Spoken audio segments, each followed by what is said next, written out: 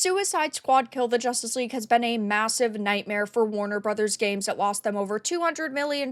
They're cutting development short because originally they were planning to go 5 seasons and now they're stopping at 4.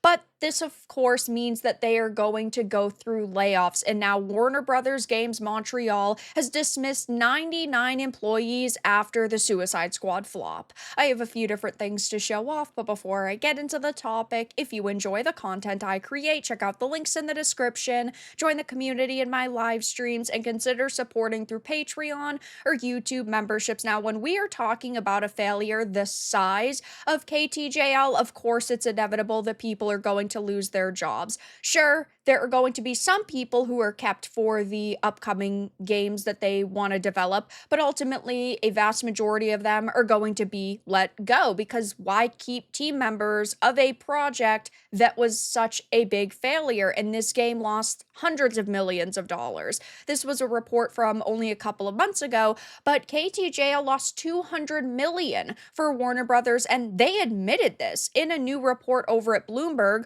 Jason Schreier said that the development had led to a $200 million loss on Suicide Squad over at Warner Brothers headquarters, while the report also goes on to detail accounts from employees who were surprised they first arrived at the offices to learn that they would be working on a multiplayer game. Yeah, this is not the direction that the Arkhamverse had gone in before. I love the Arkhamverse. It's one of my favorite series of all time, and it was so sad to see them do this with this universe, go in the direction of KTJL for just following trends, because that's really the only reason why they did this. I mean, they wanted to follow live service trends. They thought that they could make a lot of money, get a lot of people in game, and I'm perfectly fine with a game having, a lot to do with multiplayer and being online and having battle passes if it is a high quality experience. But in this case, it certainly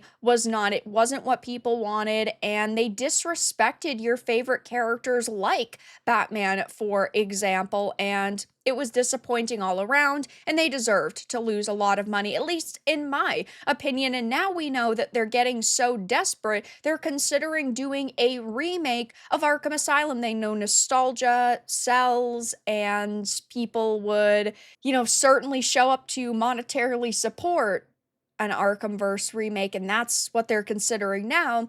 But we're finding out that while Christmas may be just around the corner, the atmosphere is grim at Warner Brother Games Montreal, which, keep in mind, this is the Warner Brothers studio that ended up making the deals with Sweet Baby Inc., because Sweet Baby Inc. is also in Montreal.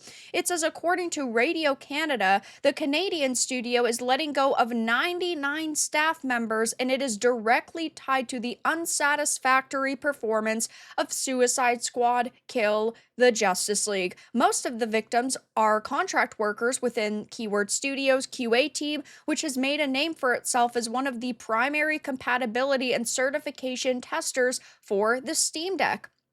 Now, this article says it is a tale of surprise layoffs, but it's not surprising at all. When you have made such a bad product and you have disregarded what fans want, you have to expect that you're not going to make money, and therefore your job is going to be on the line. It's why I don't understand why the people at studios go on social media and attack gamers and constantly spew hatred towards us, because we are the reasons why they have jobs. And if we boycott your title, if we do not swipe our credit cards and monetarily support you, you do not have a job.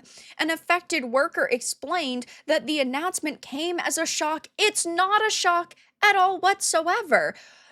Games like this have a short lifespan if they do not do well. And KTJL maxed out at 13,000 players on Steam. And sure, we don't know console numbers, but one would assume they were not wildly different. We know that this lost over $200 million, so how is it shocking that you are going to lose your job if a product is not made that people want? It's just as simple as that. And I truly don't understand how this came as a shock to so many people because they already had begun layoffs because of this game's failure. The failure of KTJL has reportedly led to mass layoffs at the game's developer Rocksteady, and this was confirmed. A report from Tom Phillips at Eurogamer, of course, claimed the company had laid off over half of its quality assurance department, and he also claimed that the layoffs affected those outside of QA as well and have affected individuals across the board from junior staff to individuals who have been with the company for over 5 years. And months even before this, because this happened in September, I had reported that Warner Brothers was not sure what to do with Rocksteady anymore. That's when they ultimately decided they were going ahead with the Arkham Asylum remake, though I had said that they were going to either eventually have the number of employees they had or straight up close or sell Rocksteady. Something major was going to happen because of this game's bomb, and it is. Rocksteady is a shell of the company they once were, much like what happened with Embracer and Volition. They came out with the Saints Row reboot, and it was just terrible. They took the franchise in a wildly different direction.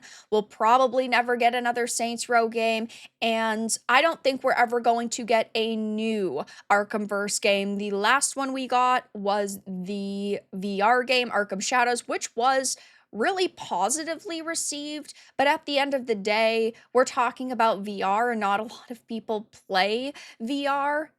And when you think of the Arkhamverse, you're thinking about a really high quality, expansive experience. And but I don't think we're ever going to get a Rocksteady Arkhamverse game again that is new and unique. They're just going to ultimately milk the franchise with remakes, and that's going to be it, which is just so sad for me to hear. But ultimately, I would rather them not try to make new content if it's going to be low quality. I'd rather them just leave the Arkhamverse alone than pump out another really bad product. And there is going to be a lot more news going forward, I'm sure, with Rocksteady as they slowly unveil their new big plans.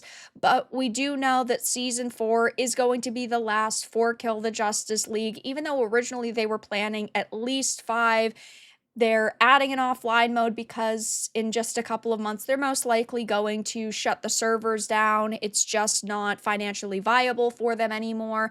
And while these people are saying they're so shocked that there are now layoffs going on, it's really not that shocking for anybody who's been paying attention to the situation. And now even more employees have been dismissed because of the failure of this game. But that's all that I really had to discuss in this video. Let everyone know your thoughts in the comments below. If you enjoyed this, give it a like, and if you didn't, give it a dislike. I appreciate your support either way, but I'll talk to you all again in the next video really soon.